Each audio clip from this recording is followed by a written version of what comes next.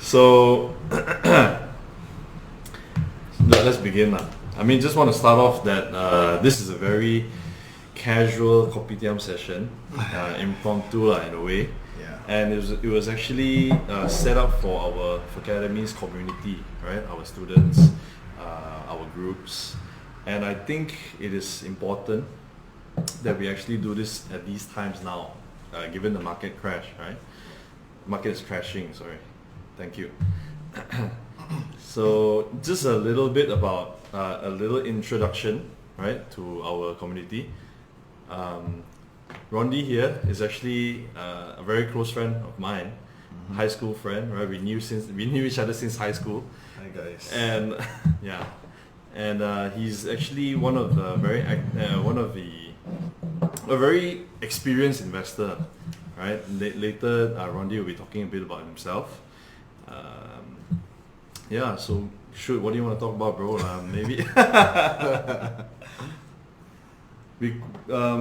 I think what everyone wants to hear about will be what are the let's talk about investing. Let's jump on to investing, right? Especially in the stock market. How would we want to actually give our investment approach because KLSE especially, right, has been a red ocean for past 4 or 5 days now, right?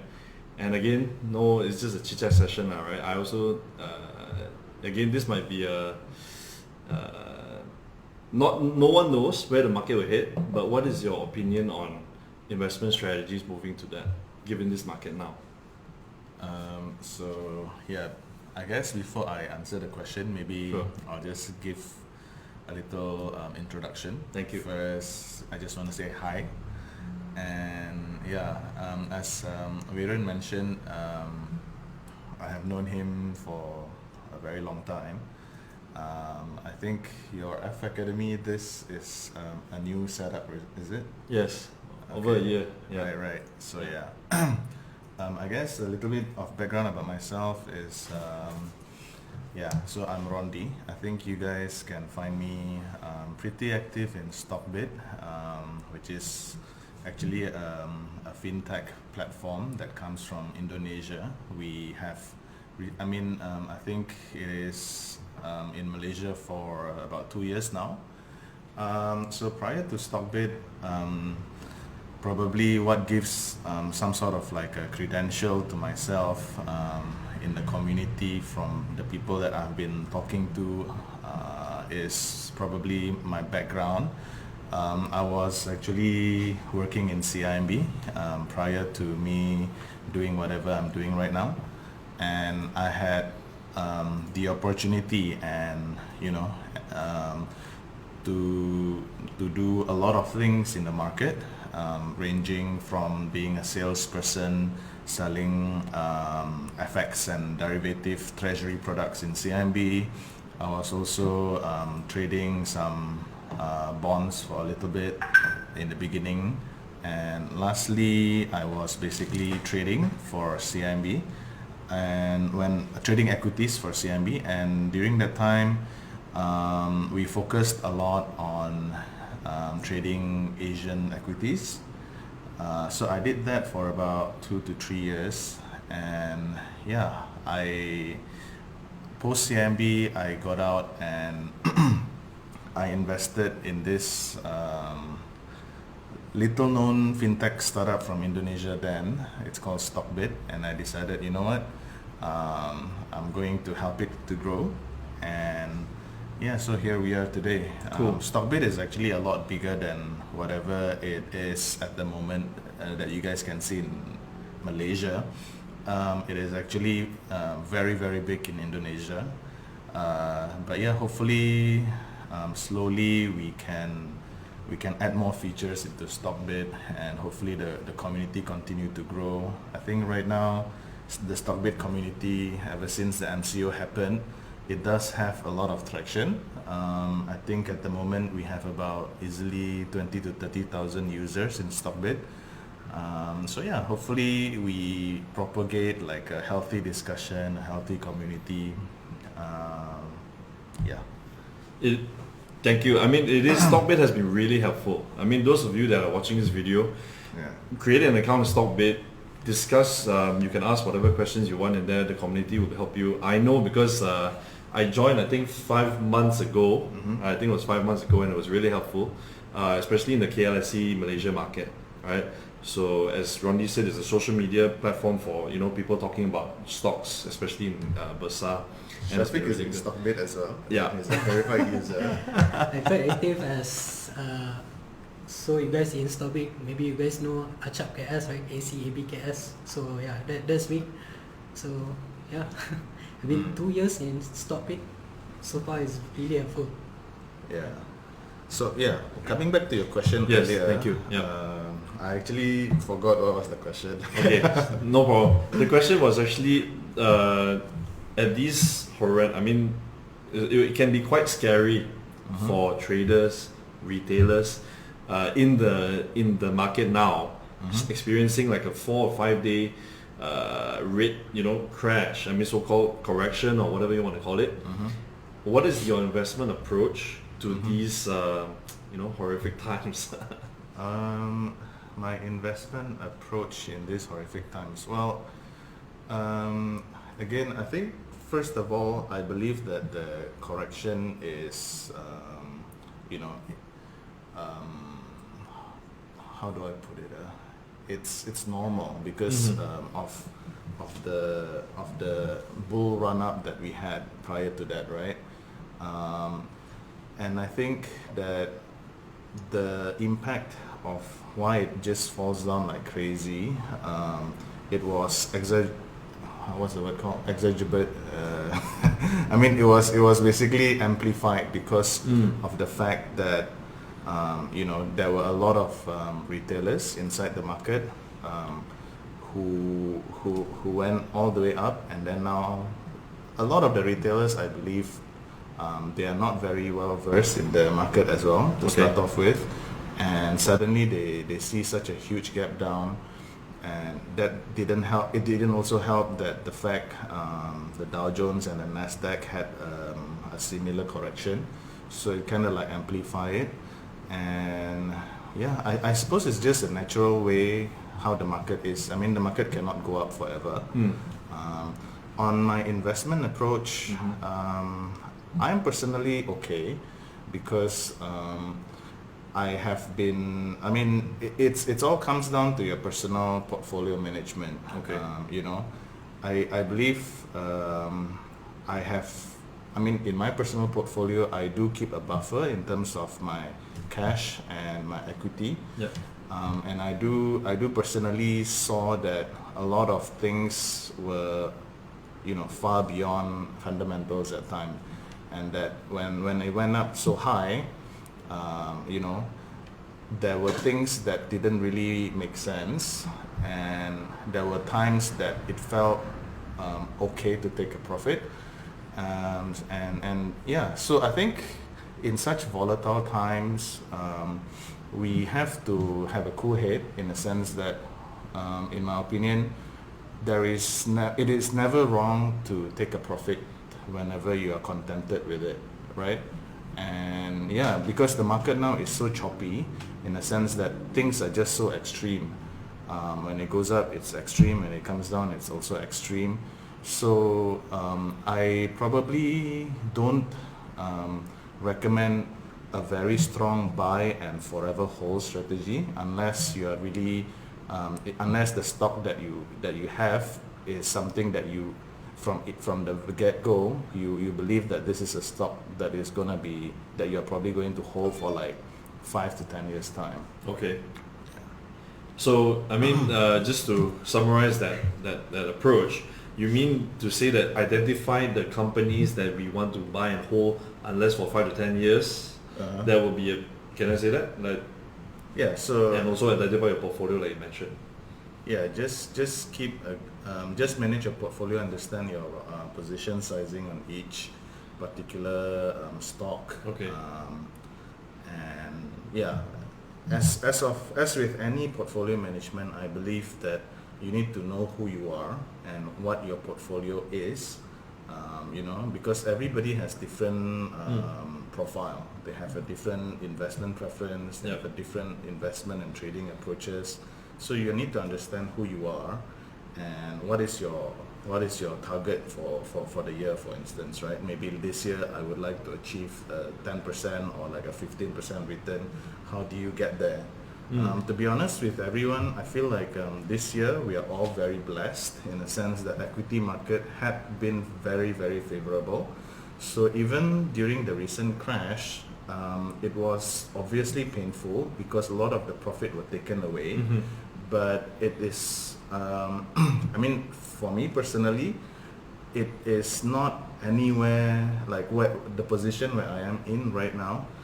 If you would have told me at the beginning of the year that I'll be in this position right now, I will chop off your hand and I'll bite you immediately and say, yeah, give me that return right now, So, at one side, I mean, of course, in one hand, it does feel painful, but on the other hand, you should just take a step back and look into like the entirety. Especially if you are really making a profit right now, you should be thankful about where you are at the moment. Okay, so going into go ahead. So it's basically go back into the portfolio management, right? But I'm quite interested on the fact that market is amplified by the volume of the retailer, right? So I mean, when you make a position, buy and exit position, do you consider this as a risk or consider this as opportunity? And when the moratorium going to end soon, right? So, what's your approach on that? Like in terms of moratorium and how it's going to impact the market, there are a lot of different views. Of course, some say that the moratorium ends and nobody wants to play in the stock market anymore. But I mean, when we were in beginning of August, we did feel like that. But in the first few days of August, when we had like crazy amount of trading volumes, and then nobody actually thought about that. People thought that, perhaps because the interest rate of Malaysia is so low that there is actually a fundamental shift in people and the participants of the market. But now when we are in early September, 1 month on only, that particular sentiment shifted like immediately, like 360. Then people say, okay, nobody wants to trade in the market anymore. Everything is going to go down. Bursa Malaysia is going to go back to its previous low level, and nobody is going to trade in the market. So I feel like the sentiment is extremely volatile as well. So on one hand, I have no idea how the moratorium is going to impact the stock market. It can easily be as what the experts had mentioned, that because the moratorium ends and everybody will be needing to pay like their debts, and so they have no time for the stock market. But again, the argument is that actually that had been the case for a long time. Like, what's the only difference from when the moratorium ends and let's just say last month in the beginning of August? Because in the beginning of August, people was going back to work, right? Casino was open, and people were like, people were doing their everyday life. So what had actually changed in that 1 month? And when the moratorium ends, you probably need to pay off your debts, but at the same time, how much is that going to impact, or is it just like an excuse for people to get out from the market? I personally am in the fence about whether moratorium is going to how it's going to impact negatively into the bursa. I think more importantly is that everybody should just as what I have mentioned from the very beginning, around March when the market was like super down, just focus on those counters that has solid fundamentals, and I feel like you'll be okay. Nice take. I mean, given any market crash and moratorium, like you said, everyone has an excuse to pull out the money away from stocks to pay their loans, their installments. it'll probably be, it's on the fence lah, whether is it an excuse or not lah, right? So maybe let's talk about trading strategies coming in lah, because Rondy was mentioning we invest in good fundamental stocks given a market crash, right? But also realize entirety of your whole portfolio strategy. So I mean, what will be an ideal percentage of everyone has their own portfolio, their own preference lah. But how much? Maybe you can share with the audience. Yeah. How many percent is for investment for you and trading for you and whatnot? Yeah. Okay, for me personally, it varies because whenever your stock moved up in a certain direction, the ratio kind of like changes over time. In the beginning of March, I had a lot of cash. At its lowest point, I personally had about 30% of cash, and at the peak, I had like about 60% or even more than that. But at the moment, I think I had currently I'm about 40 something percent in terms of cash. And actually, just a matter of fact, just a few weeks ago or even a few days ago, post the bonus issue of Tesla, when Tesla actually went to 500 after the bonus issue, I personally had my equity to cash ratio, it's skewed towards so much into equity, about 65%, just for the single fact that Tesla was my biggest holding. Okay. And that percentage, the percentage gain really just skewed into like equity. So I did have to sell some of my Tesla, especially for the funds that I manage, just to ensure that the ratio get back in line to where I would like to have my cash pool to be. Yeah, but it was not a bad thing because you're actually gaining back cash in the means of realizing your profit. So yeah, I think I personally am comfortable with the level of cash of about 30, 40 to 50%. Okay. Yeah. Okay. Thank you. So that is important. So to you, cash is really important. Down market, up market. Of course, up market you prefer equity ratio of more equity lah. But you'll be laughing. I mean, not laughing, but you'll be in better position if, let's say, especially in these 4 days time when the markets are going down, you still got a lot of cash to be flexible. Yeah. Okay. My question Of course, like sometimes you feel stupid. Like I think at the peak when you're thinking you're holding too much cash, is it? Yeah, at the peak when things were just flying, right? And then you're like, everybody is making so much money, and yet I'm only maybe, like, for instance, I was making about 100%, but everybody else was making like 200 or 250%. And then you're like, actually, if let's say I would have utilized my balance of cash, I would have probably made double than whatever I earned. So sometimes all this emotional roller coaster, and it's all part of trading and investment. Okay. So yeah, you can never get it right, it's just how you manage your personal emotions, I suppose. Okay. That's why I can resonance the same thing in my own portfolio management, right? Because the last month I've been experimenting on how to combine fundamental technical, because I'm more into technical trading. So yeah, and from what I learned, and with the market sentiment, everything is very mess up the position, right? Yeah. So yeah, always go back to the rule on how you manage the portfolio. That's number one, and no need to no need to feel left out, right?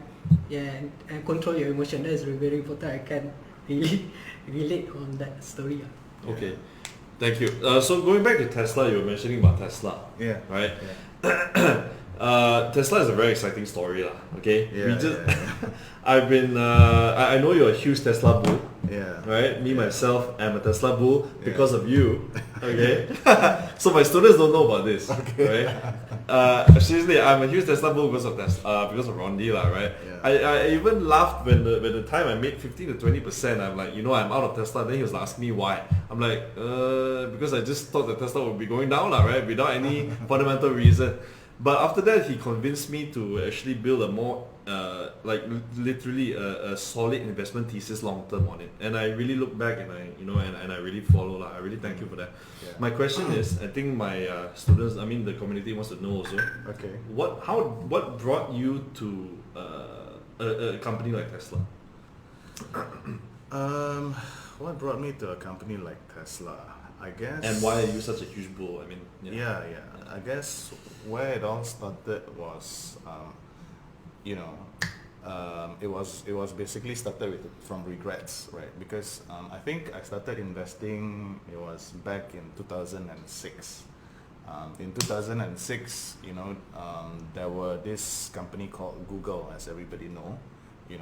Everybody used Google then, and I personally was using Google. And when I first started investing, I did really want to invest in Google, but during that time, when we learn what we learn in school, what we learn in theory, and what we learn in our courses, investment courses, Google was just not an investment kind of like criteria.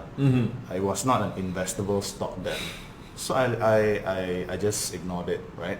And then 2 years later, there was again another stock that I felt very, very strongly that was going to be a game changer, right? It was Apple with iPhone. During that time when Steve Jobs made his famous presentation on Apple, I was very sold. And during that time I was already using iPod like crazy. And the way they market things, the way they approach things, it was like music, thousands of music in your pocket. Just a few lines, and it just hits you very much. Yep. You know that this is the sort of stock that was going to be how do I say it? It's going to be generational. It's going to be a big disruptor into the life of people, right? Yep. So since then, of course, we have been trying to see what are the stocks that could potentially be the next Apple, the next Google, and maybe the next Amazon and stuff. And it was not until like 2018 that I first came into. Sorry, it was not until 2016, I think. That was the first time that I sat inside a Tesla car when I was traveling in Europe, right? And I mean Tesla always looked cool, like it has always been like, wow, amazing car. And that was the first time that I sat into a Tesla car. It was the first time that I tried to drive a Tesla car. And then when I came back, I started to kind of like try and understand the company, but the fundamentals just didn't make sense. But what happened, or rather, like I was actually a Tesla short at first. It's just only I didn't know that. Yeah, it's only later on, like when in 2018, when they, for the first time, I think it was in their Q3 2018, when they actually made a profit.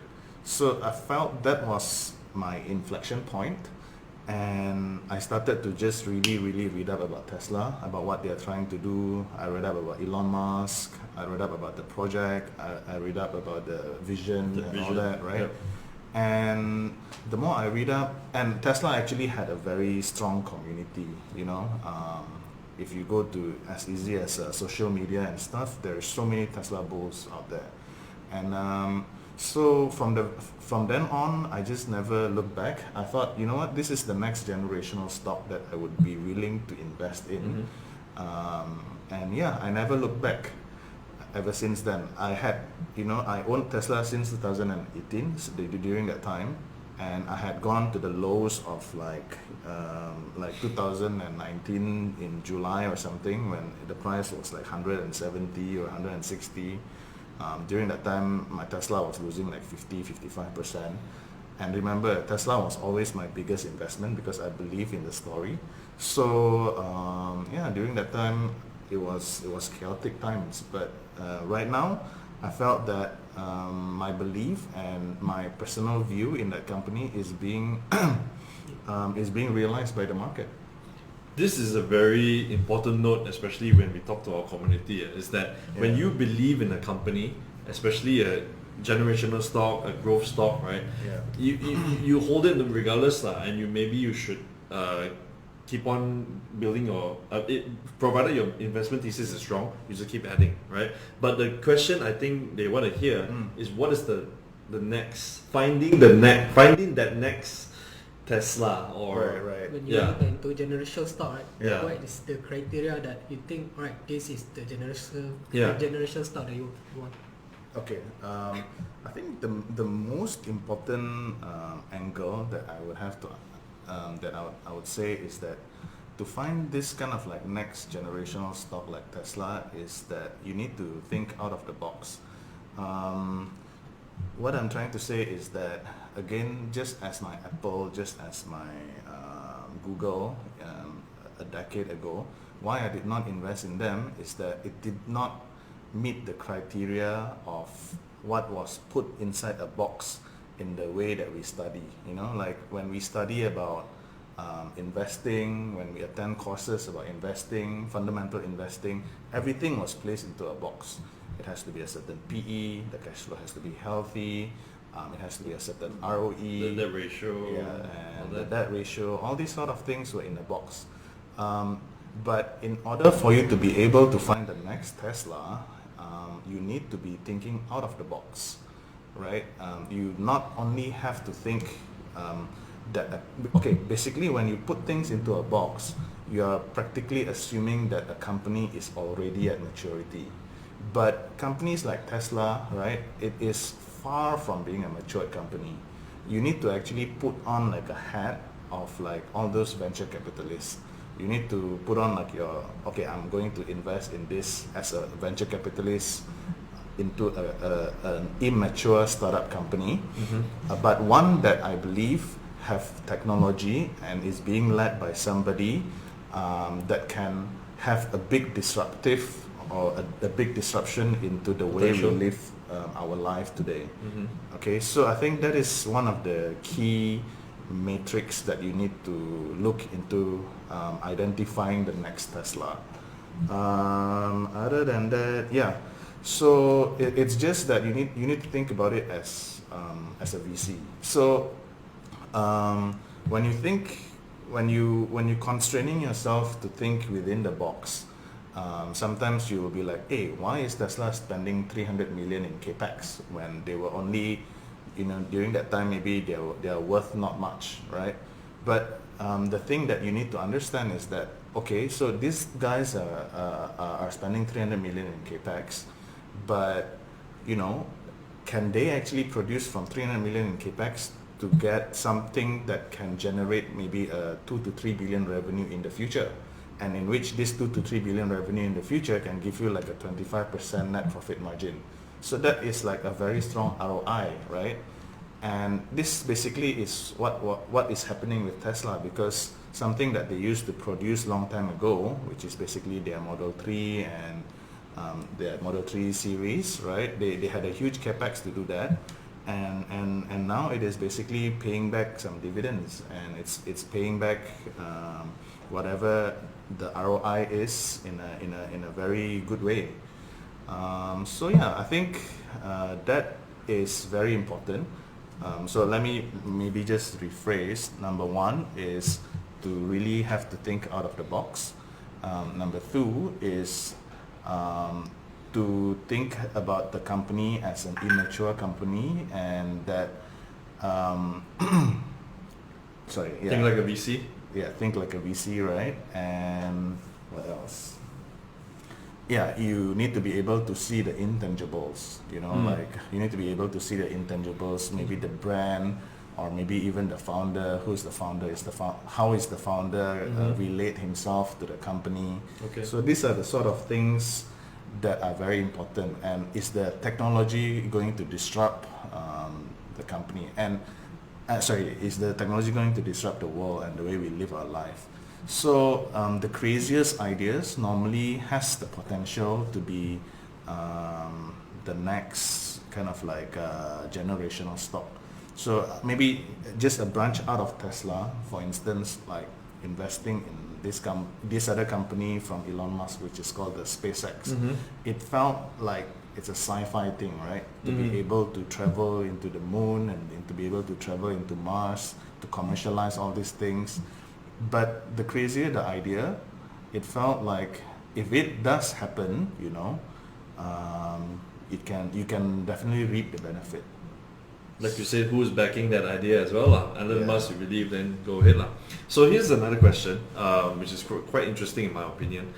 You said about the box, Yeah. where value investing, there's like sort of rules to follow to invest in a company. But given the performance of the market and companies, right, that I think there's a new norm forming up lah. Okay. Basically, like how to there's a company SEA, Okay. Yeah. okay, which owns Jarena and Shopify, Yeah. right? invest Which in you that invested, company. okay, you told me.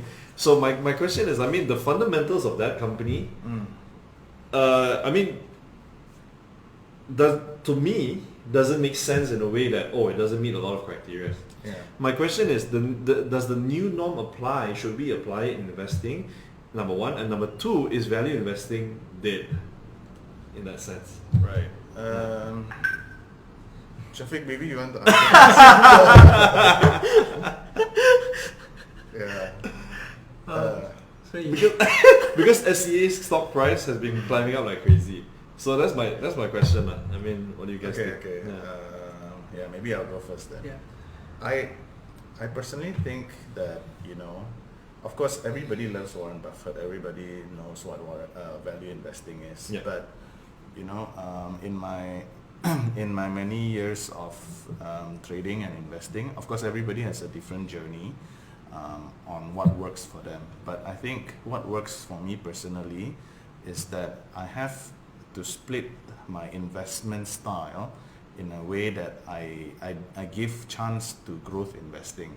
And why I say that I personally giving chance to growth investing is that because we live in a kind of like timeline where things just move very, very fast. I feel like at the moment we are living in those like 1980s or 1990s era where innovation are just so rapid, right? And I think to invest in something that is a growth stock, or rather within the definition of a growth stock, is important. But I would also probably say that in terms of whether value investing is dead, my argument is that value investing is actually often misunderstood. Okay. Sometimes I feel like it is too rigidly defined, because like what is actually value investing? Is investing in Tesla a value investment, right? Do you think? Not really. No? Yeah. No. But why? Well, actually, it in my opinion, there's both plays lah, as you know, value or growth, right? A definition of, to me, a definition of a value company would be an undervalued play where you sort of they already have history of getting strong balance sheet, control their debts, right? Profiting, right? Already in that life cycle, but that to me is value investing. Right. Growth investing, like what you mentioned, will be a company like Tesla, which has a lot of intangibles, but a lot of growth potential, but not realized yet. Those are the sort of companies that VCs will invest, but not Warren Buffett. Right. I remember when we discussed about value investing, right? You mentioned about when you want to look at investing in terms of value. For example, you gave a nasi lemak stall and nasi lemak at kopitiam or something, right? And both will give a different price, different presentation of kind of different sambal, all these things, right? Yeah. But at the end of the day, which one will you feel the value cup? You get what I mean? Yeah. Sometimes even like all the buy side is sometimes more value for you, right? So in terms of that thought that we have in the past, right? I think value investing is also related on how we see, You how we interpret it, understand that thing. how you interpret it. Correct. So I totally agree with you guys, because like the earliest definition of value investing is very simple. It's exactly how you define Tesla. It's just investing in a company that is trading below its intrinsic value, that full stop, you see. So I personally think by that definition that Tesla is still a value investment.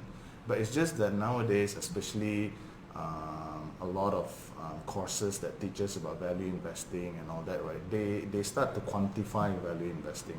That value investing has to be a stock that has numbers, or rather a stock that is being valued in a certain PE ratio range or something like that, right? So so I guess that's first, the definition of value investing is still rather rigid. So I personally think that as much as I consider my Tesla and like C Limited as a growth investments, but at the same time, at the back of my head, I am using some sort of value investment principles as well. Principle, okay, Yeah. okay.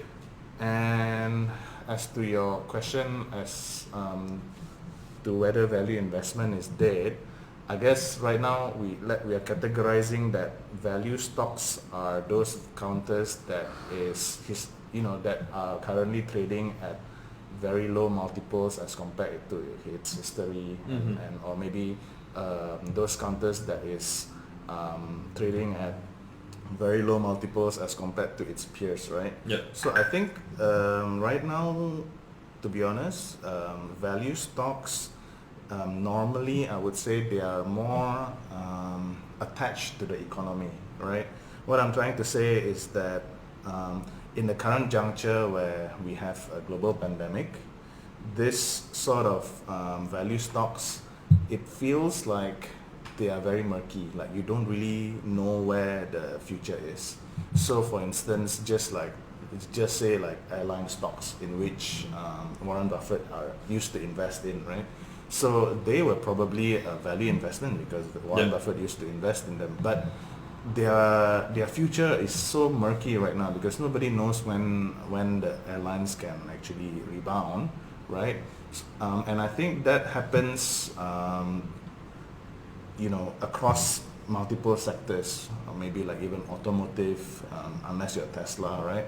So these kind of like counters probably feel like they're undervalued because as compared to where they were trading at pre-COVID or like many years ago, they're like trading at maybe -2 standard deviation of their average valuations and stuff like that.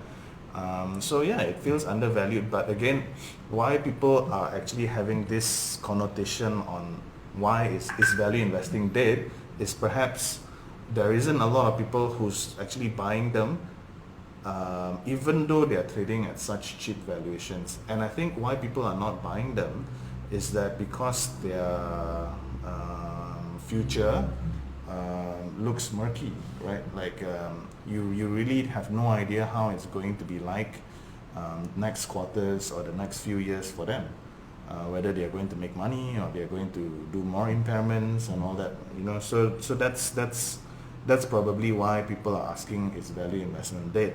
But my answer is that historically speaking, right, if let's say we are talking about 50 years down the line or something like that, I think back in 1960s, there were like this particular thing which is called the Nifty 50.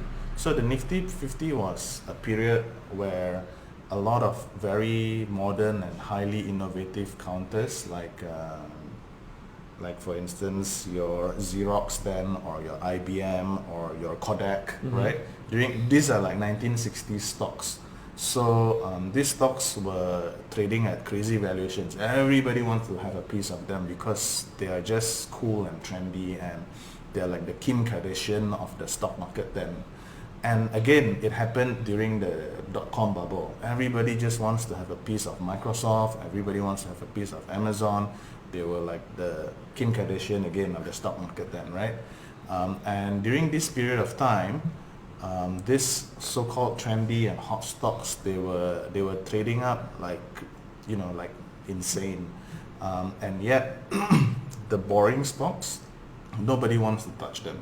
But what we know is that years after this, the value investment stocks, or rather like the value stocks, actually made a comeback, and it always happens. So it happened in 1960s, it happened in dot-com bubble. So I won't be surprised that it will happen again this time around.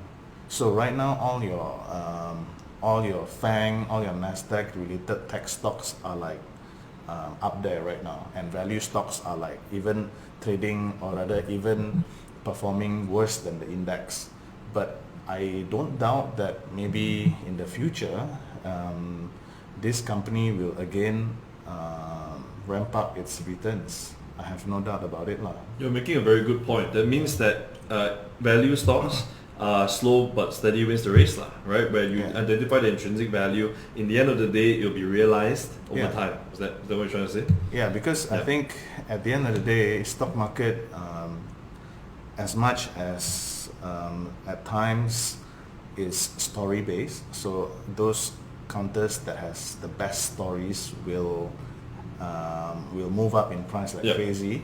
But it always comes back to fundamentals. It always comes back to facts and figures, right? And so my answer to is value investing dead? I personally don't think so. I personally say that there should be at least an element of value investing in everybody's portfolio. Yeah. So a lot of people, here's another interesting question. A lot of people, they have this in mind, that, oh, how many percent should be this, how many percent should be that in my portfolio.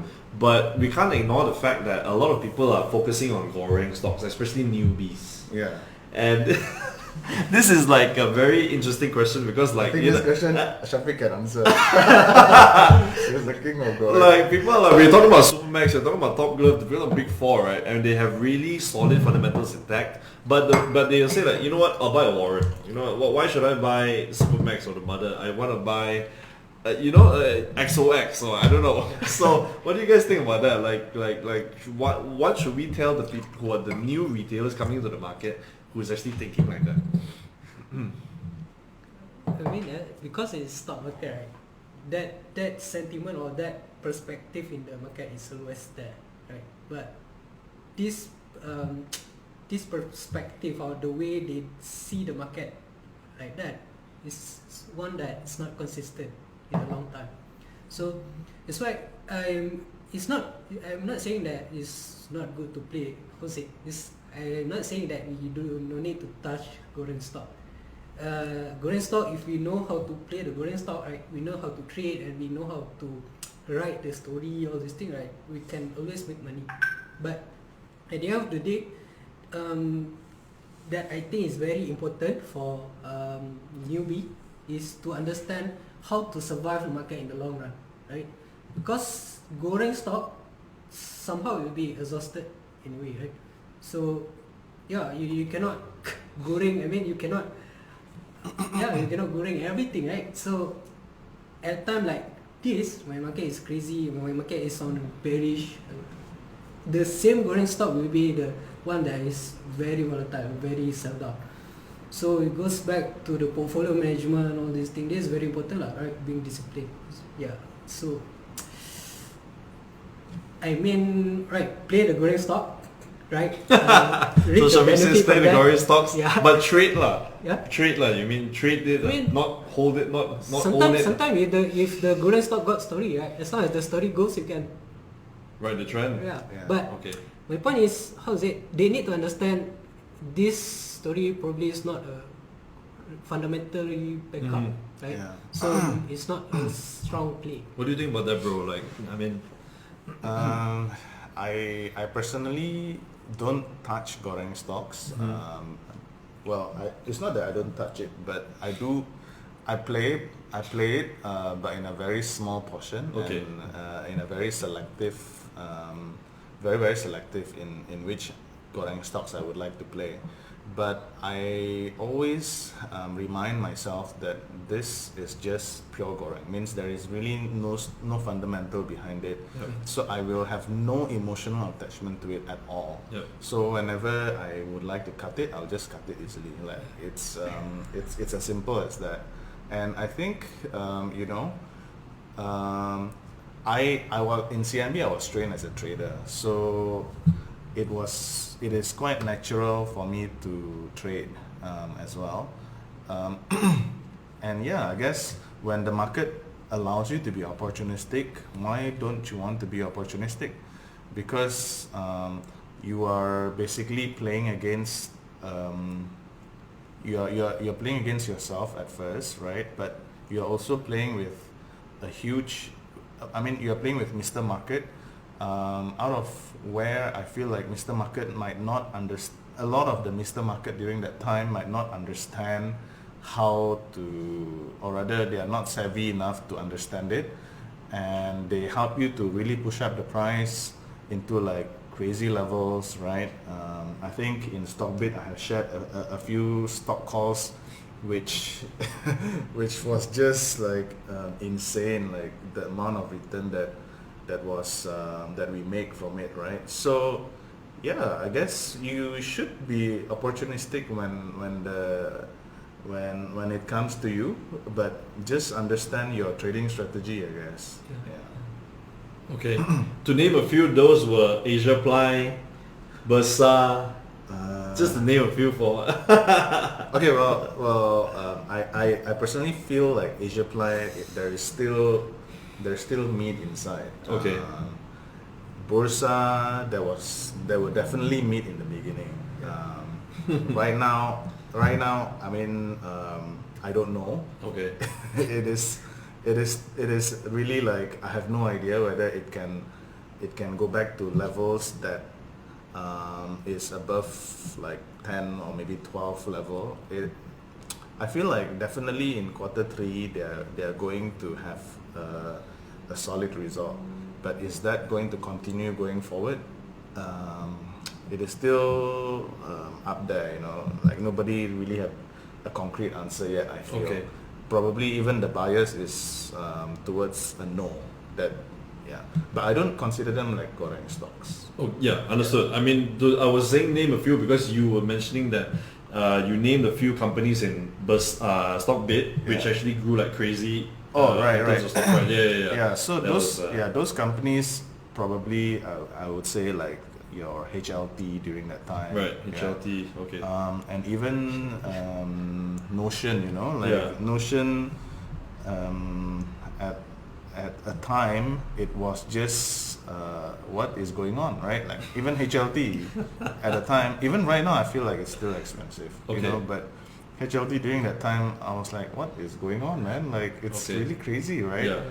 And even companies like even Texeng, for instance, I mean I like Texeng, but when it went to like 140 or even like 150 during that time, it was just a crazy extension on its fundamentals already, you know. Okay. Yeah. So let's I just wanna I myself I'm curious lah. Okay, and I hope you don't mind sharing with the audience. What do you do on like a daily basis? You know, Right. like what should an investor do? What should a trader do? Like, you know, what are routines that you go through, and you know, websites? And I don't know what do you It's a secret, you know. Want to know Rondy's secret in a way, right? Let me Yeah, give maybe- me 1 minute to think. Sure. Maybe Shafiq, you can answer like what do traders do, you know, on a routine basis, to beat, you know, markets or to find the next goreng stock, or I don't know what do traders do? Right. I don't know whether this is the same for all traders, but personally I will look back into myself in the sense of whether I have the mood to trade, right? Because when you want to trade, right, you need to really focus on what you really want to see, all this thing, right? You need to be sharp mind, right? Mm-hmm. So that number one lah. Number two, you just follow your system basically, and don't try to outsmart your system, Okay. right? Because the system is there for a reason, right? So yeah, just follow the system. When you want to screen the counter, you need to use how you screen this counter, like usual, all this thing. As long as you don't see potential in any counter that you think is really a strong play, right? It's like this is the one that I want to buy, right? The trader feeling, like I said, right? It's like the instinct. So as long there's no that thing, I will not buy or sell. So yeah, always goes back to that thing. the emotional part, how we control and look at the portfolio Okay. as a whole. Is it because like you already went through those times where if you are not in the mood, you didn't follow your system, you've been losing? Is that the Yeah, way? of course. And That's true. And you want to be safe lah, because a loss is, a profit is definitely much better than a loss. The whole rule of investing or trading is don't make a loss lah, right? So that's why you're trained to be that. That's your routine lah. As a trader, it's not to not be lost. I mean, loss Okay. is normal Okay. because as a trader, Okay. we just look at the price. We don't understand what happened on that company, what happened in the news, all these Okay. things, right? Okay. And in fact, I've been trained myself to, when I just start trading, I've been trained myself to not follow the buy call. I train myself to just not read news and buy. Right? I really train myself on how to identify a strong volume counter, strong momentum counter, all these Okay. things, the pattern, right? It's more into the technical part, which Okay. is you can be very objective in setting the goal, right? I can buy here and set the price to exit here and here, Okay. right?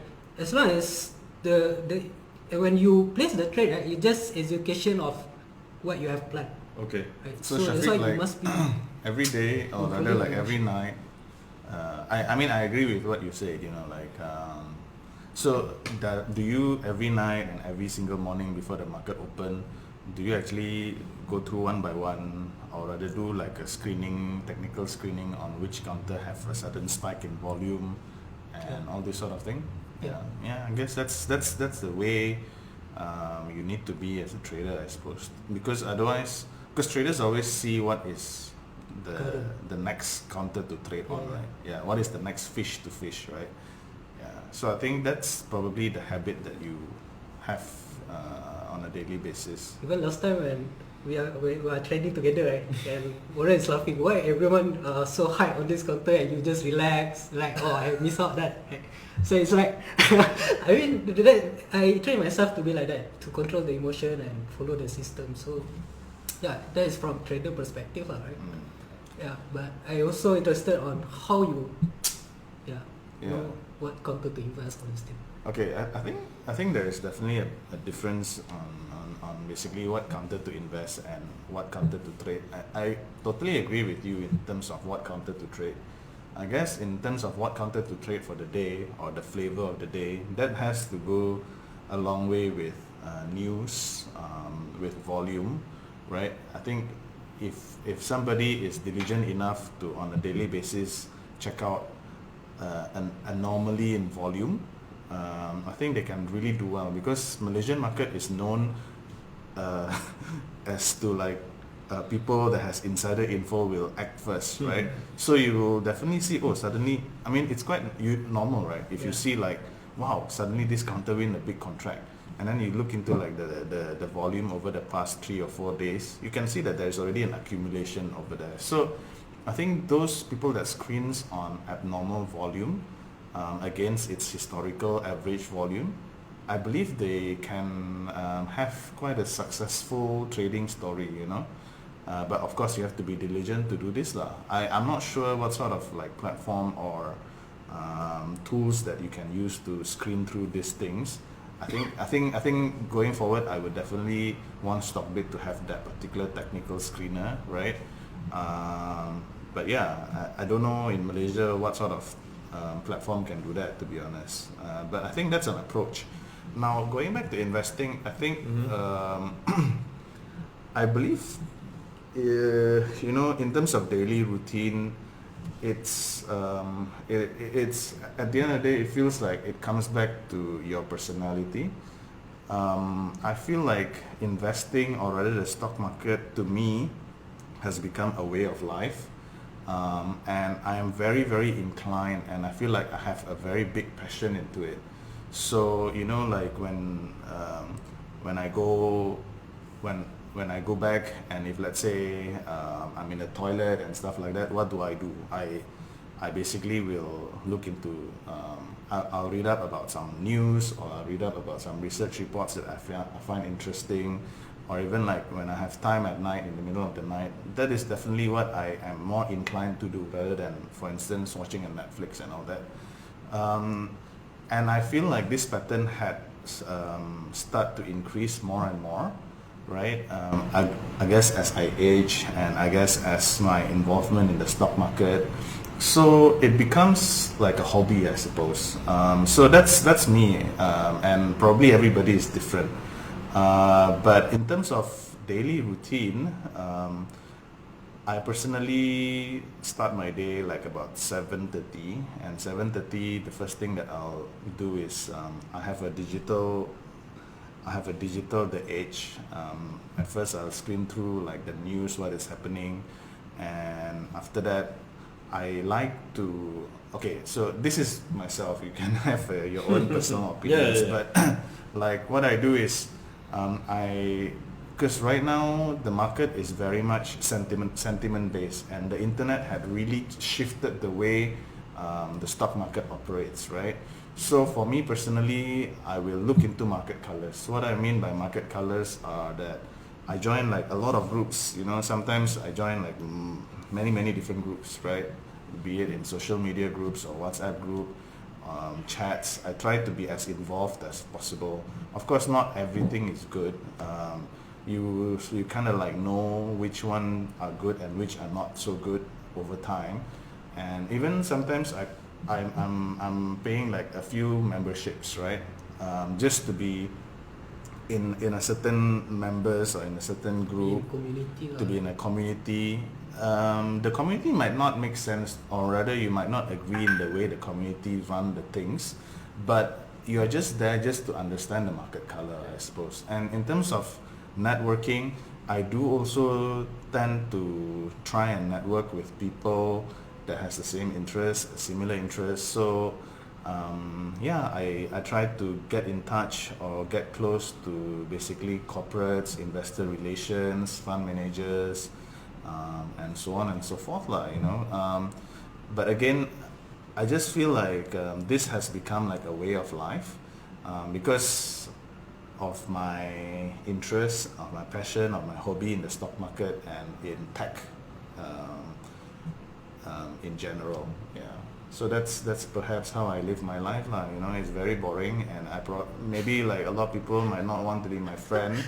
But yeah, as long as you like stock market, you like whiskey, you like football, then I guess I have something of interest, or rather it might be interesting for you to talk to me lah.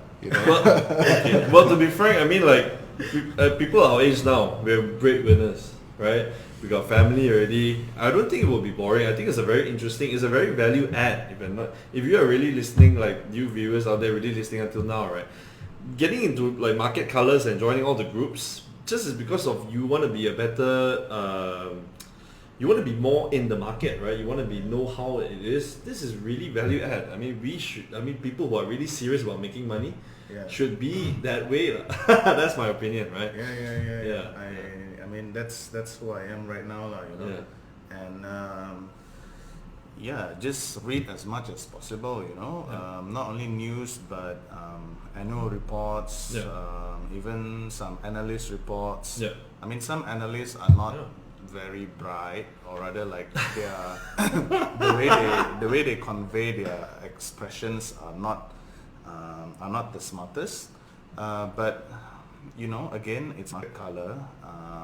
Other than that, you try and read up. Like I personally love seeking alpha. Like every single day I will spend minutes and even like maybe hours on reading great articles and seeking alpha, right? So I mean, all these sort of things you should really look into if you are serious about investing.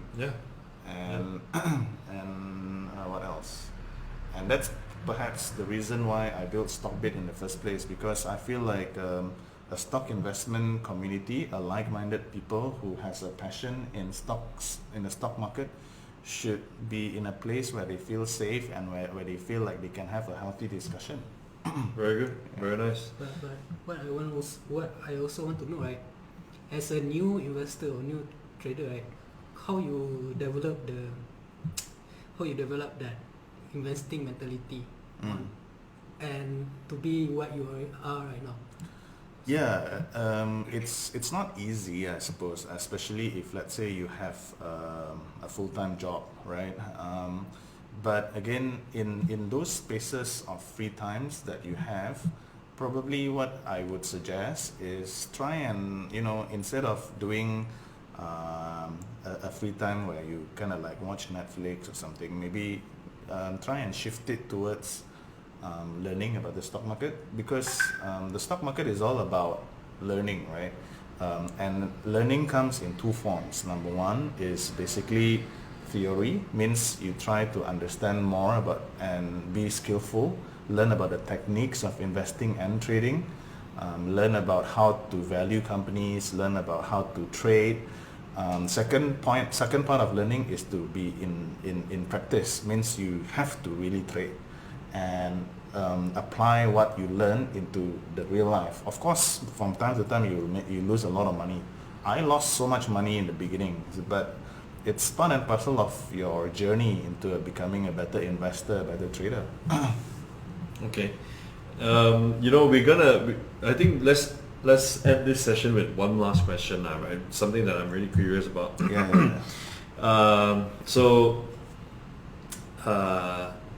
I think the question should be like good investors should also be good businessmen.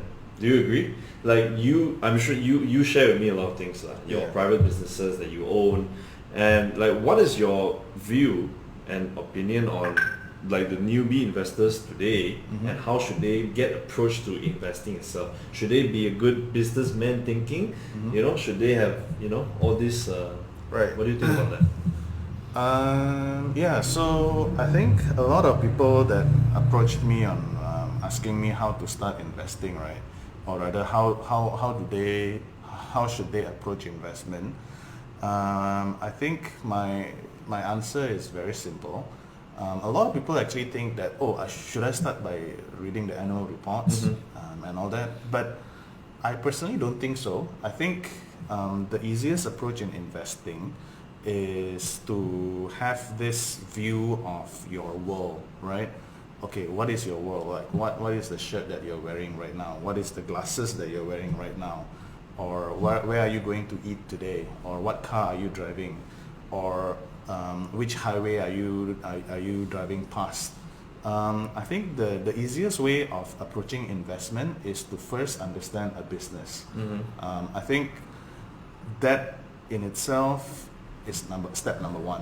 So if you can understand a business, and then you will be able to see what the business is all about. You will be able to understand, okay, how do they make money? What is their potential of growth? Who are their competitors? What are their substitutes? And what are their strengths? What are their weaknesses? What are the opportunities that might present themselves to them? What are the threats, right? So number one is to look into a business that you understand, number one, especially for newbie traders. That's why every time I have a new intern who is very, very raw and who doesn't really know about the market, the first thing I tell them is, okay, which Malaysian stock should you start trying to understand? And in Malaysia, to be honest, you don't have much choices, but what are the sort of food that you consume? Is always your Nestle, your Carlsberg, your Heineken, or maybe if, let's say he's wearing specs like Shafiq, I'll ask them, is your specs from Focus Point, right? Then why don't you learn about Focus Point, right? Or maybe as simple as, okay, you're wearing Nike shirt. Do you know that Nike is being manufactured in Malaysia? Why don't you learn about that company? So these are the sort of first approach I suppose that newbie investors should go into. I personally don't think that a new investor should focus on numbers yet. You should focus on the business first, the qualitativeness of the business, and then only shift into the quantitativeness. But that's just my personal thinking. You need to go back to yourself in terms of what you're passionate about. What is within your competence? Yeah, what's within your competence, number one, and basically invest in what you understand. I think that's the most basic rule actually. Totally agree. Yeah. Because sometimes when I try to invest in some IT companies or some software companies, right? It's like, what are you doing? Like for instance, I'm just giving a stock here, right? A Malaysian stock, like Chronology Asia. When I went to the company and they are presenting themselves about what they do, when I was there, I don't really know what they're talking about. And when I ask them question and when they reply me, I still don't know what they're talking about. It's maybe I'm stupid, maybe I don't understand about IT, right? Maybe I don't understand about infrastructure as a system, or software as a system, infrastructure as a service.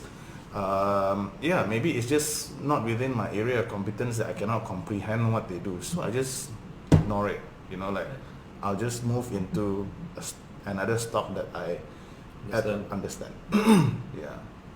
Great. That totally agreed. Like, qualitative analysis makes more sense first, then when you move to the numbers.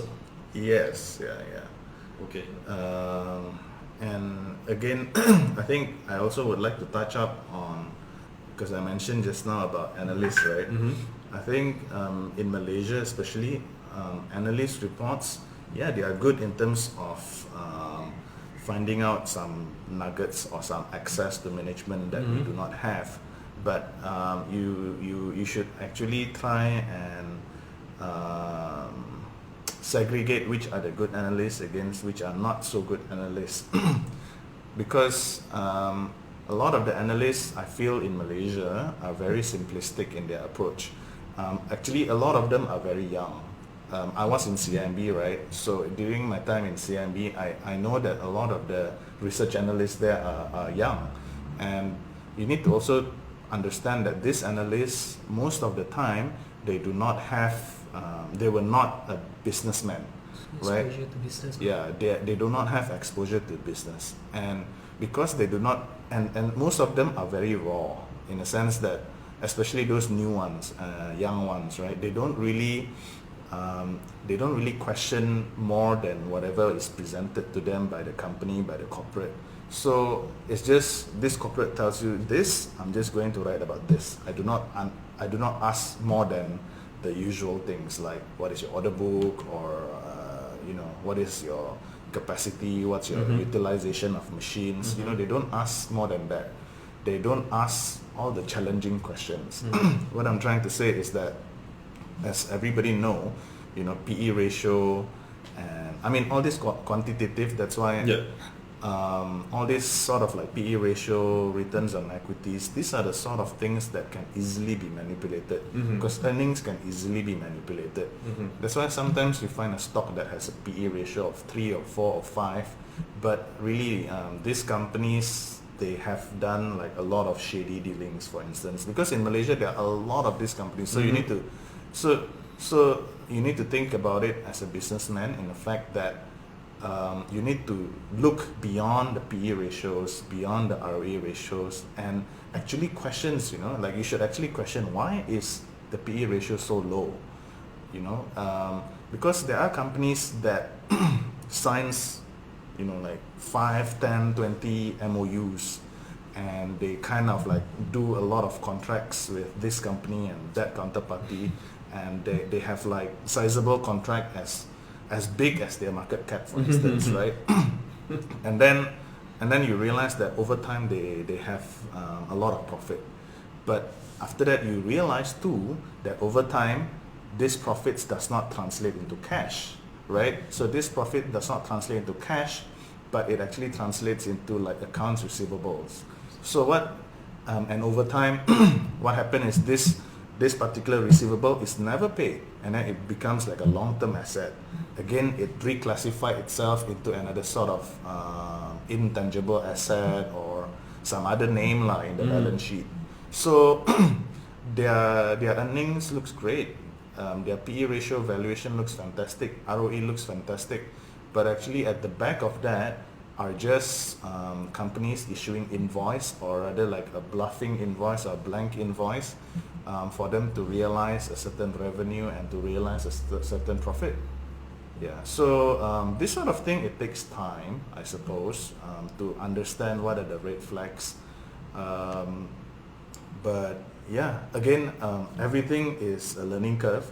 You will definitely fall into a trap of this sort of companies. In Malaysia, there are few, and you just have to learn from it, lah. I personally fell into a few of these traps as well, and I learned from it. I'm like, oh shoot, actually yeah, there was red flags here and there already, but why didn't I think about it then? These are really good value add. That means what you're trying to say in general is that the newbie investor should take the extra step to know more and dig more about the company and think as a businessman, like think about running the business. Can I say that? To be a better investor, to understand the business more. Yeah, right. Yeah. Okay, that's great. So, I think just to conclude it, right? Yeah. What are your takes on gloves? Just for our community here, and the last question, right? Before we end it, it's gonna be. I have one question that I also want to ask. Okay, sure. Because you're also a businessman and also an investor, right? Right. Yeah. So you can combine both. I mean, you can see in both perspective. Mhm. So in your opinion, what is the type of company that can, how to say, that is a good business? What is the criteria? Right. So that's a very good question actually. Maybe I'll address your question first. Yeah, sure. I go to That's a better question. Yeah. I'm asking for my community actually. Right, okay. I think I actually have this conversation many times with my business partner. Like, what is the sort of business that we really want to pour all in, right? What are the sort of characteristics of the business? Personally, the business that I'm running at the moment, it falls maybe a lot of these characteristics. Maybe it only classify as 2 out of the 5 characteristics. Again, the characteristics I'm still looking out for. I do not have the full answer right now, but I think for now, a business that is, of course, highly profitable is number 1 character. So these are basically like super insane profit margin businesses. I think in Malaysia, some of the tech stocks have this. And obviously, if let's say you're a software company, you're a tech company like in the US tech stocks, you have this, right? So what doesn't have this are basically your manufacturing companies. Those manufacturing OEM companies that normally just trade between like 3%, 4%, 5% net profit margin. Your construction companies, they don't have this. It doesn't mean that they are bad, but it's just that for me personally, if let's say I'm going forward to create a new company altogether and pour my entire life in, it will have to be a company that is highly profitable. Number 2 is it has to be a company that is highly scalable. So scalable, what I'm trying to say is that, for instance, a restaurant is not very scalable. So for instance, a restaurant that has like 40 seats, it will always remains at 40 seats, right? The only way that it can scale is maybe like you tell people to just eat within like 5 minutes or 10 minutes, then maybe you can churn a lot more customers. But yeah, that is not scalable business. Manufacturing might not be a scalable business in a sense that, okay, yeah, I'm manufacturing, and if it is 100% of your capacity, then what? Then if let's say you want to go into a new line, then it'll take so long time, right? Then that might not be so scalable. What is scalable, in my opinion, are companies like, again, going back to some technology company, or even like this chair, Secret Lab chair, right? Secret Lab chair, I don't know if you guys know, it's a gaming chair. So this is a sort of company that is highly scalable because from just pure marketing, it can sell not only firstly it was in just Singapore and US, then now it just, from marketing, it is selling everywhere around the world. That is so scalable. I guess number 3, I would think, is a company that doesn't require high capital to start but has a high barrier of entry. Again, this has a lot to do in terms of like skill set and know-how. something that is in the brain actually. So it's not very, it's not very doable unless you have like a smart genius with you, to be honest, right? Okay, what other thing? For now, I can only think about 3, but I know that I have 2 more, but I can't really, but right now it's just these 3. But again, so these are the sort of companies that you might want to invest in, you know. Maybe, the 4th one, I think, if I'm not mistaken, is something to do with innovation. Means a company that is highly disruptive in whatever that had been done in the world right now. So that is a 4th criteria as well. Yeah, the 5th one I have to come back to you. I cannot think out of my head. Yeah. Sure. But again, in Malaysia, right? How many companies have this sort of these factors? You can probably think of it's not going to be a lot, right? On top of my head, the last time I look into this, I can only think of maybe like Yinsen. I think Yinsen has a lot of these characteristics. It doesn't have innovation, but it has sufficient, or rather, like the owners have interest to actually move along into a new innovative business. It is highly scalable because they can always buy a ship and then do an FPSO somewhere else. I feel like Insen is it has a few of these characteristics. Okay. Yeah. So just a quick one on gloves, then we can end this session. Gloves. Another glove story, right? I know, but we just wanna, because it's a bloodbath, so. Right. Well, if you guys follow me in Stockbit, I have actually been talking about glove. Okay. Ever since even January, you know. I think there is a thread that I keep updating in terms of glove story. Okay. That thread was open since January, because in January the coronavirus was very crazy in China. So I started that particular thread and has followed until now. So we have gone through the many ups, to be honest, and right now we are going through some correction phase, right? I guess in terms of where I stand in the glove counter right now, just for the record, everybody might have a different entry point and a different kind of like average price for their gloves. Okay. I personally started investing in Top Glove and Kosan very early on. And then prior to Top Glove result, I thought it was a tulip bubble, so I sold off my Top Glove and Kosan at very good profits. I collected Top Glove when it was like 5, 6, 7, 8 if I'm not mistaken, and then I sold it off with an average price of about 14 ringgit something. So I was making a lot of money then. Even Kosan was the same. And then after that, Top Glove result came. And it was fantastic. But what happened after the Top Glove result was that it actually retraced like crazy, right? I think we were there also. We were having lunch one day and talking about... Wrong time having lunch also. Wrong time having lunch because I remember it was a lunch, but nobody... it was a Top Glove earnings release day, yes. But nobody realized that it was going to be released like after lunch. Right, during lunchtime, and then Top Glove result freaking fantastic, and then but the price didn't agree. The price after that kind of like came down. But what happened is that when it came down like crazy, like the massive correction for a few days, I remember. But what happened during then is that it had actually, this entire tulip bubble, Bitcoin bubble into glove it was not the case, because it is right now being backed by fundamental, because Top Glove was seriously making 70 million on one quarter, and then the next quarter was making 350 million or something like that. It is insane, right? That's like the growth is just crazy. Yeah. So there is really meat behind all this hype.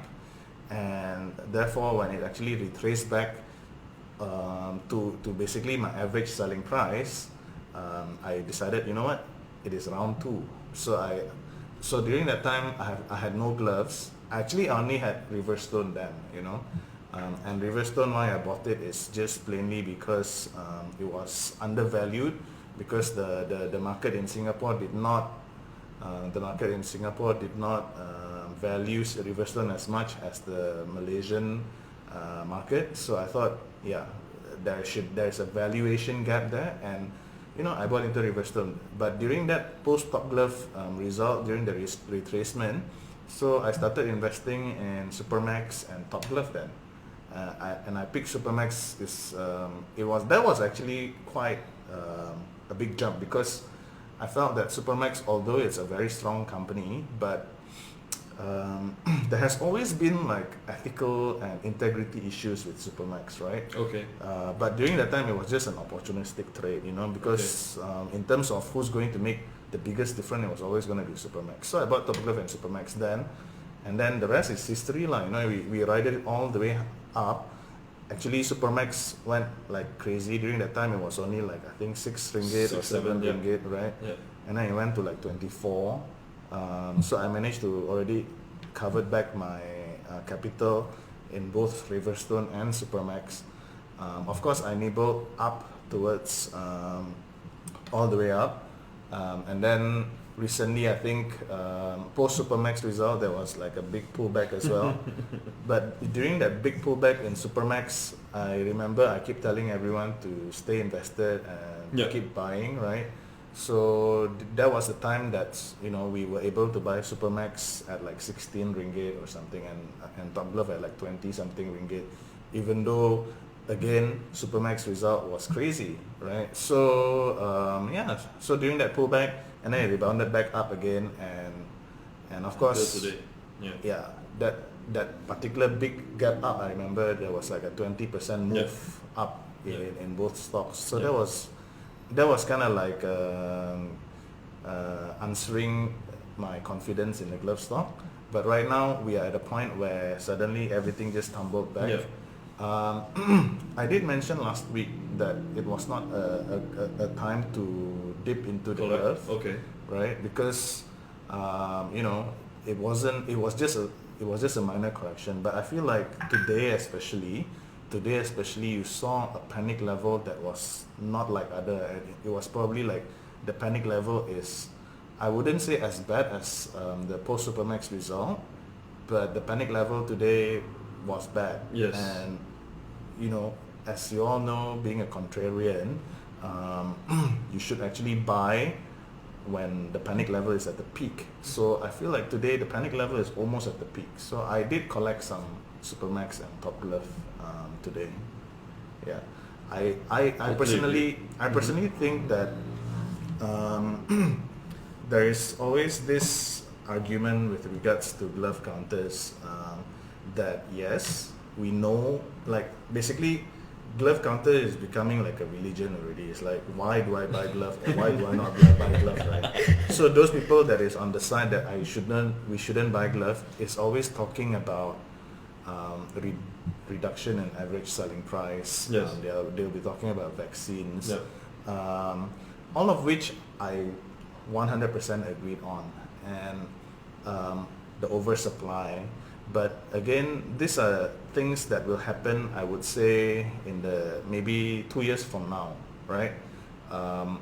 So yeah, I wouldn't disagree that 2 years from now, the dynamics of the rubber glove players will be definitely a lot more different, because now not only Malaysia have gloves, but you have a lot of other countries that have gloves, and the demand and supply would shift dramatically.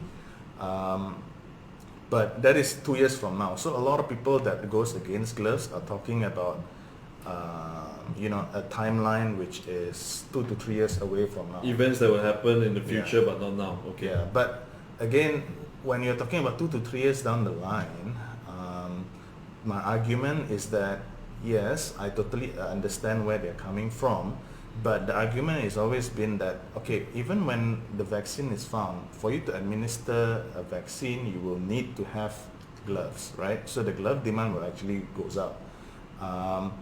And right now it's not like last time that, you know, this, and if let's say you are saying that, okay, the glove players have no future past the 2 years period, then what you're trying to say is that you have no faith in the management and how and what they are going to do with their hoard of cash. Okay. You know, now these people, what they will have is that they will have a lot of cash. And what can you do with cash? You can do so many things. Yeah, for sure that if let's say the management try to kind of like build more factories to produce more rubber, then that is like a self-killing prophecy in terms of going towards the oversupply of glove, right?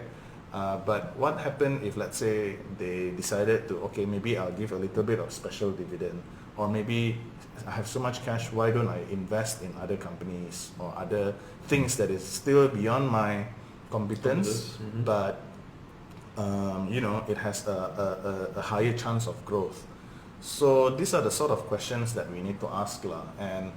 And basically in 2 years time you're practically discounting things such as the coronavirus is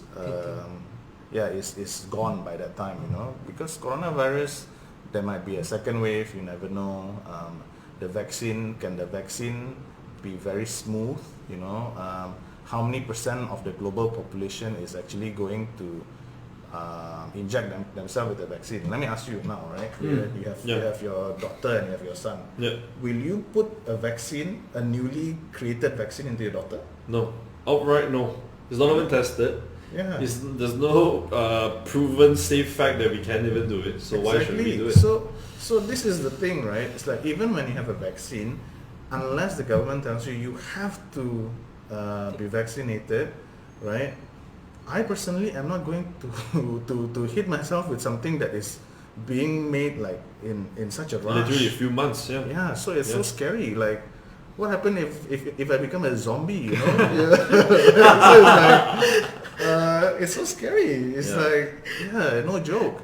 So what's gonna be the timeline? And you know, people are talking about FDA approved, but FDA approval is like now. It's so easy to be FDA approved. You are now gonna be questioning like even Donald Trump say, you know, when Donald Trump said that they're gonna have an FDA approved just before the election, right? You're like now you're questioning whether this FDA approved have their own agenda, or are they being pressured by Donald Trump to seriously just approve something? You know, it's Is the WHO more important, WHO, rather than, you know, FDA? Yeah, again, I think FDA is a global standard already, right? So FDA is definitely important, but of course what WHO says is equally important. So, but again, even if WHO says something and if FDA says they are approving something, when there's a really good vaccine, I personally do not want to inject it to my own body until like maybe 1 year or 2 years to see whether this person is going to turn out into a zombie or not, right? So it's like, it's not as simple as saying that glove is going to die in 2 years time, you know? Yeah, average selling price is going to taper off for sure. It just makes rational sense, right?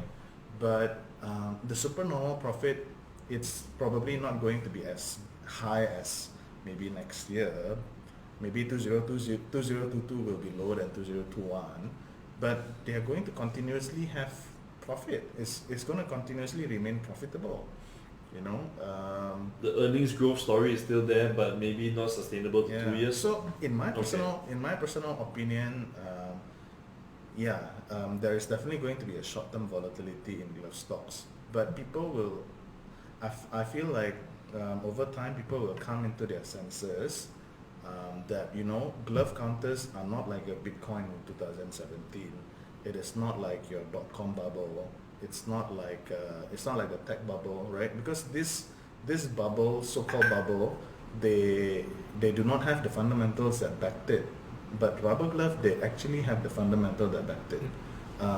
It will for sure, the supernormal profit will become an anomaly probably, but I don't think that it's as simple as that. And you're coming up with so many assumptions that the supernormal profit will just die in 3 years time, so that's my take in it lah. I feel like rubber gloves should have a place in your overall portfolio. Yeah, that's my take. There you have it. I mean, thank you very much. That was really value add lah. I mean, I expected this whole FB Live to be, I think, for 1 hour, but we've been here for 1.5 hours already. Yeah. But seriously, bro, thank you very much for your input. Thanks thank you for your inviting time. me, man. Thank you for sharing your insights with our students. Yeah. Yeah. So yeah, I think let's end it today, and hopefully we can see more. By the way, guys, if you don't have a Stockbit account, create a Stockbit account. Follow Rondy, Yunanda, follow Facademy, follow KS, right? And we can know more of the investment trading strategies from there. Thank you. Like any question?